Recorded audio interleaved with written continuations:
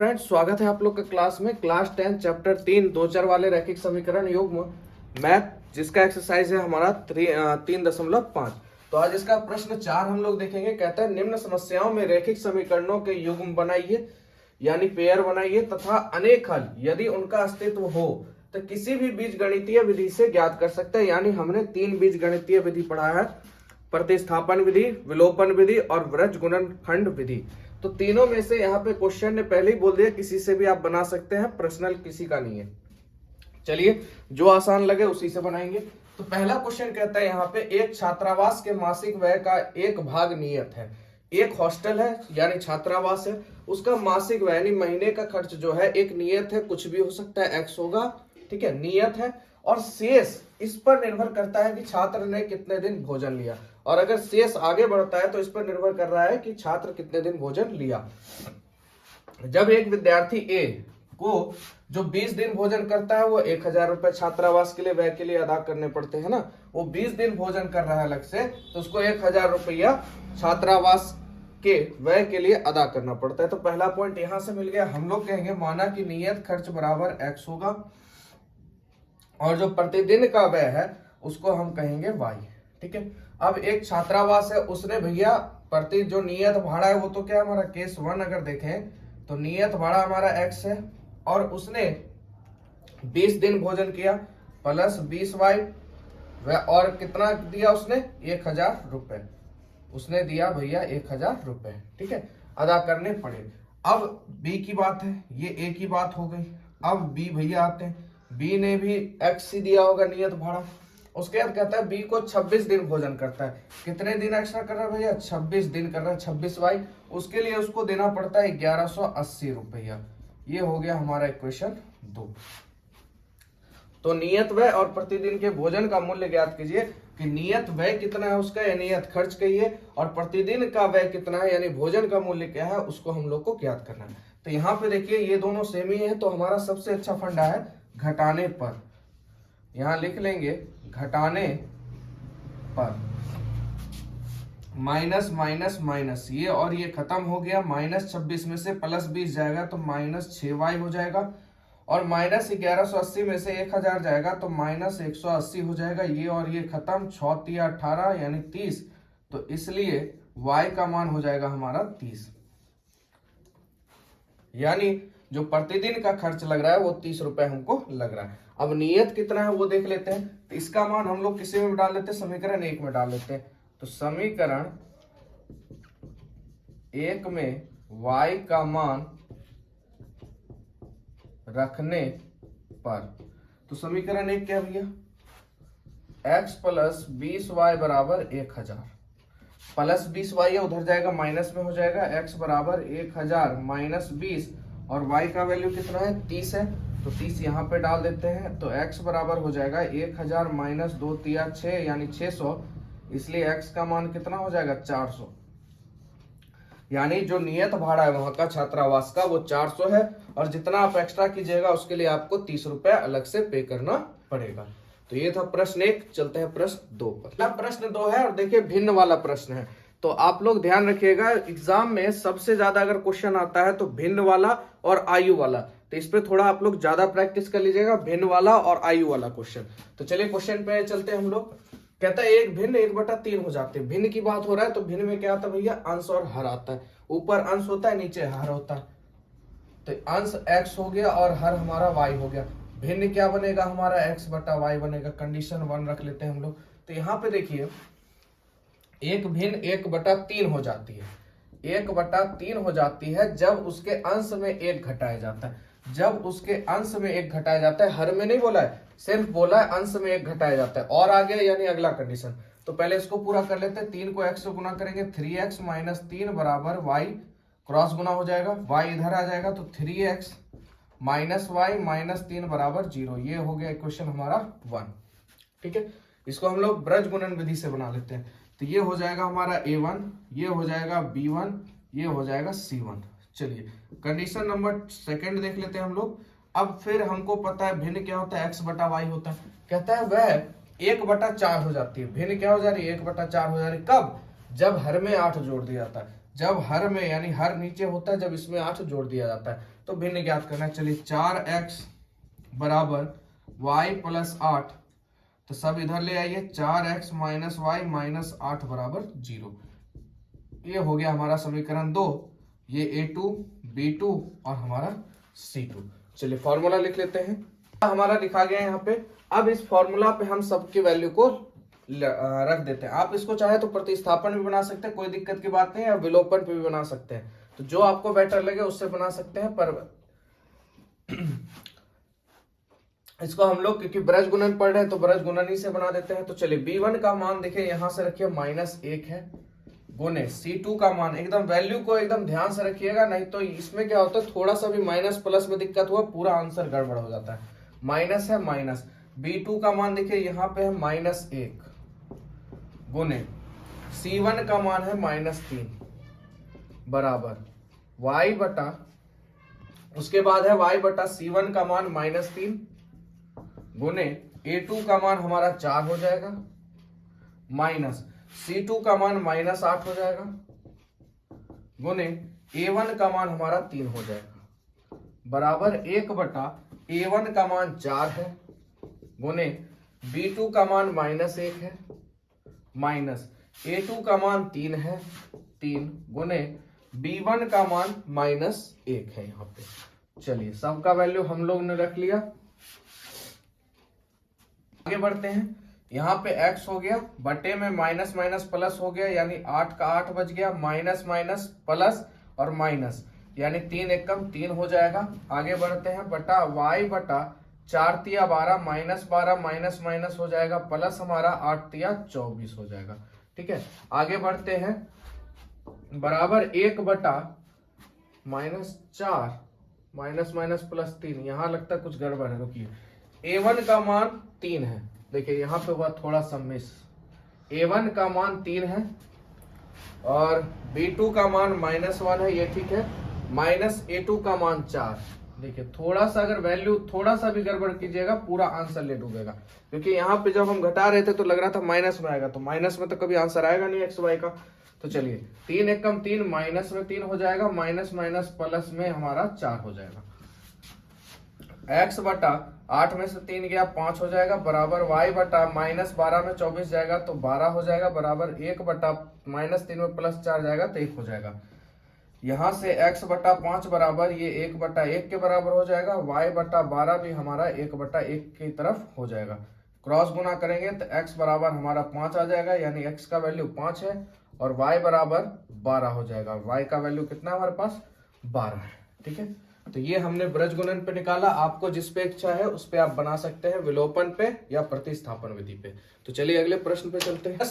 3 कहता है यश ने एक टेस्ट में 40 अंक अर्जित किए। एक टेस्ट दिया उसने, 40 अंक उसने लाए। जब उसे प्रत्येक सही उत्तर पर 3 अंक मिले तथा अशुद्ध उत्तर पर यानी गलत उत्तर कहिए उस पे 1 अंक की कटौती की गई यानी माइनस किया गया। तो यहां से हम लोग को समीकरण बनाने के लिए 2 सिस्टम मिल गया। एक तो माना कि सही उत्तर बराबर हम लोग कहेंगे x और गलत उत्तर बराबर क्या हो जाएगा y हो जाएगा। कंडीशन 1 अगर देखें तो सही उत्तर के लिए 3 अंक मिल रहा है यानी 3x मिल रहा है, और गलत उत्तर के लिए 1 अंक की कटौती की गई यानी 1 को y से गुना करेंगे y तो माइनस में y हो जाएगा, क्योंकि काटा गया है, जोड़ा नहीं गया। जोड़ा जाता तो प्लस होता, काटा गया। और ये मिला के उसको टोटल कितने अंक मिल रहे हैं, टोटल उसे 40 अंक मिले। अब कितने प्रश्न सही थे कितने गलत थे हमको नहीं पता, पर उसे 40 अंक मिले। तो भैया ये हमारा समीकरण 1 तैयार हो गया। चलिए कंडीशन 2 की बात करते हैं। आगे बोलता है यदि उसे सही उत्तर पे 4 अंक तो 4x तथा अशुद्ध उत्तर पे 2 अंक काटे जाते हैं यानी 2y बराबर उसको मिलते हैं 50 अंक। ये लीजिए 50 हो गया, हो गया। ये समीकरण 2। रुक जाइए, इसमें भी थोड़ा सा हम लोग 19-20 कर लेते हैं, तो 2 कॉमन ले लेते हैं तो 2 दूनी 4 यानी 2x माइनस वाई बराबर 50 हो जाएगा। 25 दूना 50 यानी 2x माइनस वाई बराबर हमारा 25 हो जाएगा। ये समीकरण हमारा 2 हो जाएगा। अब यहाँ पे क्या करते हैं भैया, घटा जोड़ने पर कि घटाने पर, माइनस प्लस है नहीं तो एक ही उपाय है, या तो विलोपन से कर लेते हैं या तो प्रतिस्थापन से कर लेते हैं। तो चलिए एक बार फिर से आपको याद दिलाने के लिए विलोपन ही से बना देते हैं। ब्रज गुणन विधि आप लोग ने देखा, तो इसमें क्या करते हैं हम लोग 3 दूनी 6, इस दोनों का लघुत्तम क्या हो जाएगा 6, यानी कि 6 पुराने के लिए हमको इसमें 2 से गुना करना पड़ेगा, इसमें 3 से। तो इसमें 2 से गुना कर दीजिए, इसमें 3 से। तो 2 तिया 6x माइनस 2y बराबर 40 दूनी 80। ये हो गया हमारा समीकरण नया यानी 3। और ये हो जाएगा 3 दूनी 6x माइनस 3y बराबर 25 तिया 75। ये समीकरण हमारा 4। तो ये बराबर हो चुका है, तो हम कह सकते हैं घटाने पर, घटाइएगा माइनस प्लस माइनस, ये और ये खत्म हो गया, प्लस 3 में 2 जाएगा तो छुच्छे y बचेगा, 80 में से 75 जाएगा, y 5 बचेगा। तो यहाँ पे y का वैल्यू हमारे पास क्या आ गया 5, यानी गलत उत्तर के लिए 5 नंबर काटा गया। तो सही उत्तर निकालना है, चलिए सही उत्तर निकालते हैं। तो समीकरण 1 में y का मान रख देते हैं। तो समीकरण 1 में y का मान रखने पर, समीकरण 1 क्या भैया 3x माइनस वाई बराबर 40, माइनस वाई है उधर जाएगा प्लस में हो जाएगा, यानी 3x बराबर 40 प्लस y का मान कितना है, कितना 5 है, 5 ले लीजिए, यानी 3x बराबर 45, यानी 15 बार में खत्म, 15 तिया 45, यानी सही उत्तर के लिए हमको कितना अंक मिल रहा है 15 नंबर, और गलत के लिए 5 अंक काटा जा रहा है। तो आप समीकरण में 15 तिया 45 और माइनस 5 यानी कितना आ गया 40, यानी हमारा एग्जैक्ट आंसर है और कहीं से कोई दिक्कत की बात नहीं है। तो आप लोग को समझ आ गया होगा। चलिए अगले प्रश्न पर। अगला प्रश्न 4 कहता है एक राजमार्ग पे 2 स्थान है, ए और बी है, 100 किलोमीटर की दूरी पे है। दोनों की दूरी कितनी है 100 किलोमीटर की दूरी पर है दोनों।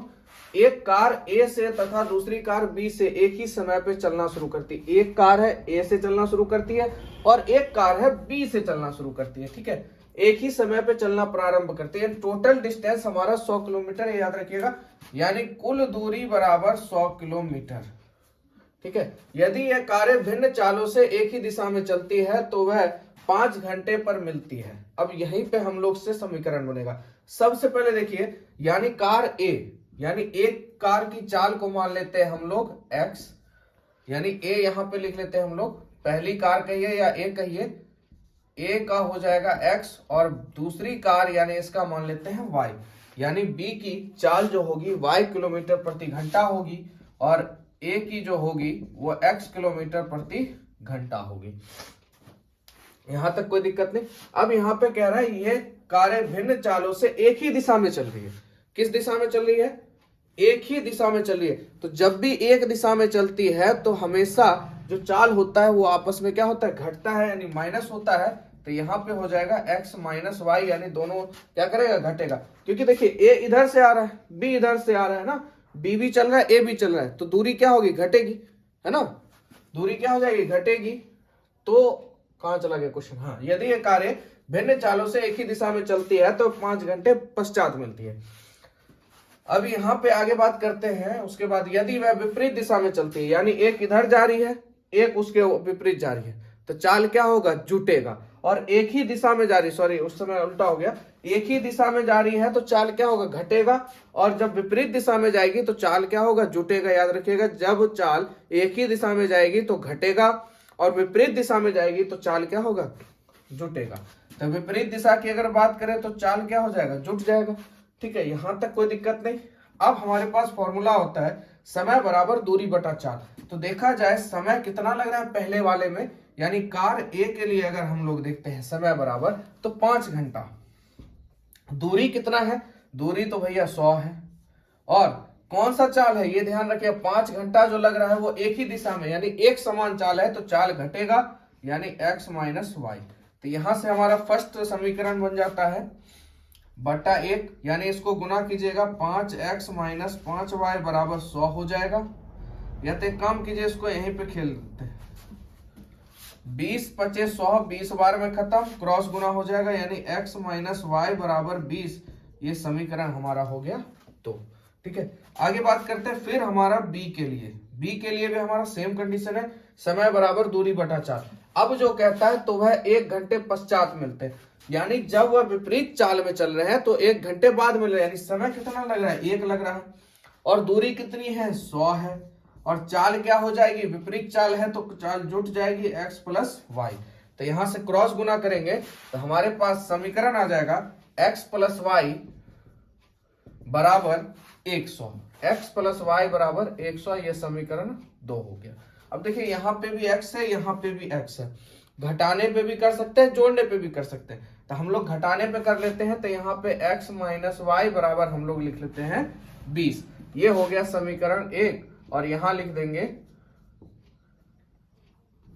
घटाने पर, घटाने पर, तो घटाने पे हो जाएगा माइनस प्लस और माइनस, ये और ये खत्म, minus Y plus Y 2y बराबर 100 में से 20 गया 80, यानी 40 दूनी 80, y बराबर 40, यानी कि कार जो बी कार है उसकी चाल है 40 किलोमीटर प्रति घंटा। अब हम लोग किसकी निकाल लेते हैं भैया, x की।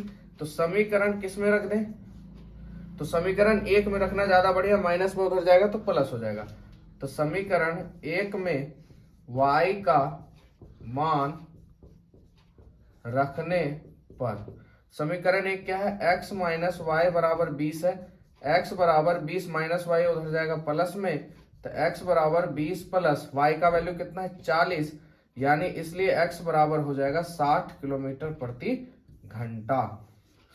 यानी एक कार ए की चाल जो है वो 60 किलोमीटर प्रति घंटा है, और बी की जो चाल है यानी y की जो चाल है वो 40 किलोमीटर प्रति घंटा है। तो चलिए प्रश्न हो गया खत्म। अगर कहीं से भी कोई दिक्कत है तो आप लोग कमेंट करिएगा, समझ में अगर कहीं भी प्रॉब्लम हो तो। चलिए अगले प्रश्न पे चलते हैं, प्रश्न लास्ट 5 नंबर पे। चलिए 5 नंबर प्रश्न है और बहुत ही बढ़िया प्रश्न है, थोड़ा भारी भी है। चलिए तो भारी कुछ नहीं है, मेन प्रैक्टिस होता है, जितना प्रैक्टिस कीजिएगा उतना बढ़िया है। कहता है एक आयत का क्षेत्रफल 9 वर्ग इकाई कम हो जाता है, क्षेत्रफल 9 वर्ग इकाई कम हो जाता है यदि उसकी लंबाई 5 इकाई कम कर दी जाती है और चौड़ाई 3 इकाई बढ़ा दी जाती है। अब भैया लंबाई क्या है चौड़ाई क्या हमको नहीं पता, हमने बोला माना कि आयत की लंबाई x हो जाएगी और चौड़ाई y हो जाएगी। तो आयत का क्षेत्रफल हम लोग को पता है लंबाई गुने चौड़ाई होते हैं, यानी x गुने y यानी xy हो जाएगी। तो यहाँ से पहले केस 1 कर लेते हैं हम लोग, यहाँ पे लंबाई लिख लेते हैं, उसके बाद चौड़ाई लिख लेते हैं, उसके बाद क्षेत्रफल लिख लेते हैं। ये तीनों चीज फिर से हमको पूरा करना है, ये तो जानकारी के लिए था, ठीक है। क्या कहता है, लंबाई जो है, लंबाई यदि उसकी लंबाई 5 इकाई कम कर दी जाती है, लंबाई क्या है x है, इसको 5 इकाई कम कर दी यानी -5। उसके बाद कहता है चौड़ाई को 3 इकाई बढ़ा दी, चौड़ाई क्या है y है, इसको 3 इकाई बढ़ा दिया गया।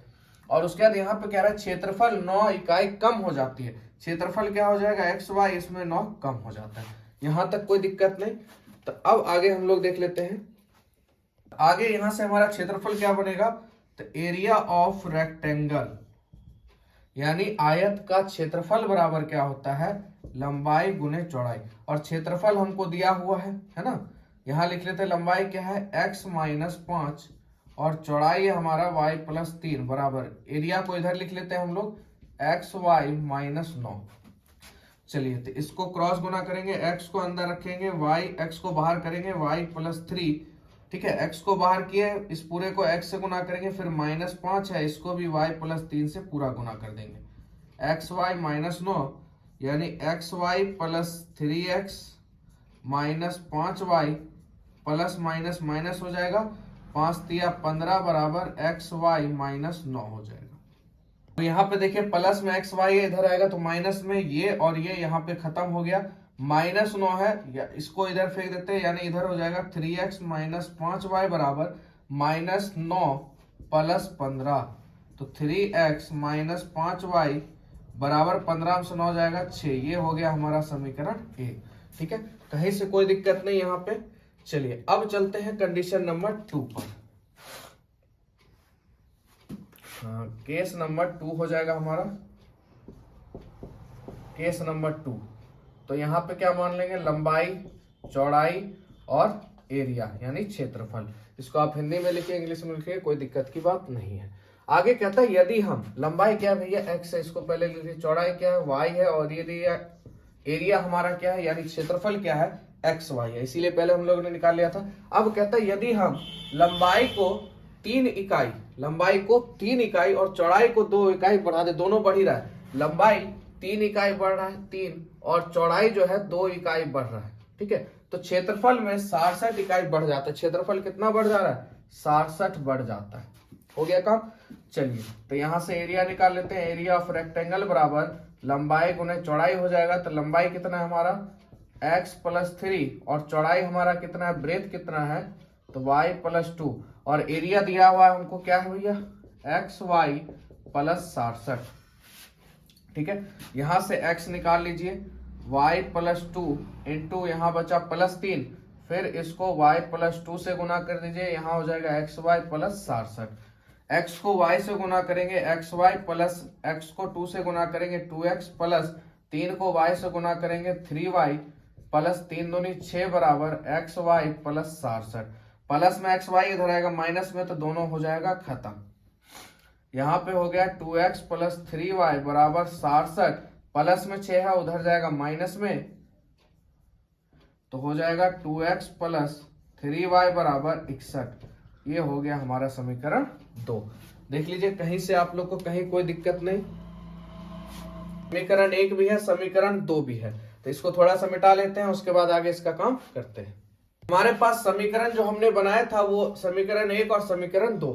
अब इसको भी विलोपन ही से बना लेते हैं, ज्यादा बढ़िया। 3 और 2 का लघुत्तम भैया 6 होता है, तो ऊपर में 2 से गुना कर दीजिए, नीचे में 3 से गुना कीजिए। तो 3 दूनी 6x माइनस 5 दूनी 10y और 6 दूनी 12 समीकरण हमारा हो जाएगा 3। उसके बाद 3 दूनी 6x प्लस 3 तिहाई 9y बराबर 61 तिया 3 एकम 3 और 6 तिया 18।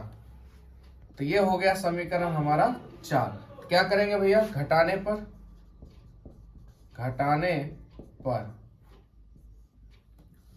तो माइनस प्लस है माइनस प्लस है माइनस, ये और ये खत्म, -10y minus 9y minus 19y बराबर माइनस में 183 है, प्लस में 12, 183 में 12 जाएगा, माइनस में 171 बचेगा, ये और ये खत्म, 19 नमा 171 यानी y बराबर 9, यानी 19 नमा 171 हो जाता है। तो y का मान हमारा कितना आ जाएगा, 9 आ जाएगा। आगे बढ़ते हैं। समीकरण 1 में y का मान रखने पर, तो समीकरण 1 क्या है बाबू, 3x माइनस 5y बराबर 6, यानी 3x बराबर 6, माइनस में 5y उधर जाएगा प्लस में 5y, y का मान 9, तो 3x बराबर 6 प्लस 9 बचे 45। चलिए इधर कर लेते हैं, 45 में 6 जोड़ेंगे तो हो जाएगा हमारा 3x बराबर 45 में 6 जोड़ेंगे 51, तो 17 तिया 51, इसलिए x का मान हो जाएगा हमारा 17। ठीक है यहाँ तक, यानी y हमारा 9 आ गया, x का मान हमारा 17 आ गया। पूछ रहा था आयत की विमाई पूछ रहा था, यानी लंबाई पूछ रहा था और चौड़ाई पूछ रहा था। तो लंबाई क्या माने थे x, और x हमारा कितना आया 17 सेंटीमीटर वर्ग इकाई। ठीक है, और उसके बाद चौड़ाई हमने क्या माना था y, यानी y बराबर कितना है हमारा 9 आ गया। तो ये हमारा हो गया आयत की विमाई।